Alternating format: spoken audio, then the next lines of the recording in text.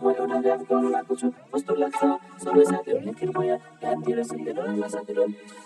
आज म दैनिकमाथि यस्तो जीवन बाँचिरहेको छु पिउँदिन रक्सी तर पिउनेसित नाचिरहेको छु ती दिनहरू कस्तो एडिटरको साथी बाँच्छु यसरी हिँड्न थाले मैले छिट्टै माथि जान्छु सजिलो बाटो छोडी कठिन बाटो हिँडिरहे फुलबारी भित्र बसी कडा मात्र टिपिरहे थाहा छैन मलाई खै किन म यस्तो जिद्दी भए नसोध मेरो कुरा यदि तिमीलाई गिद्दी भए छोडिदिन्छु चुरुट मेरो छाती छैन बलियो छिट्टीको उमेर मेरो सोच अझै कलिलो गाउँछु म र्याप तर एउटै छैन कतिलो बुझेर हेर मेरो जीवन छैन सजिलो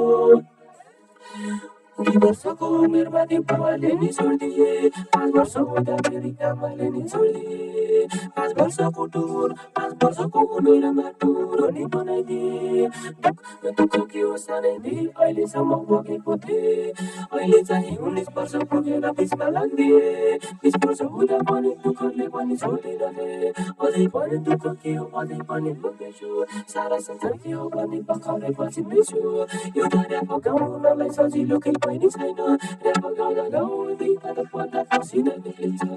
अझै पनि तपाईँहरू पाल्न यस्तै लाग्छ नि कुरो काने के हो भने संसारमा जान्छ नि भुटे कुकुर पाल्दाखेरि हुल्लो गाउँ थर्काउनेलाई कुराकानी छैन हुल्लो छेउमा तिम्रो मेरो सम्झनाले अझै आउँछ कुरामा केही छैन सुख पहिले आएको जमानामा भाँगे बत्ती बाल्दैथे अहिलेको जमानामा बिजुलीको लगाइदिए अहिलेको जमानामा बत्ती आउँदैछ अहिलेको जमानामा धेरै बत्ती बदल भएको छ अहिलेको चाहिँ निधनले गर्दाखेरि सफल भएको छ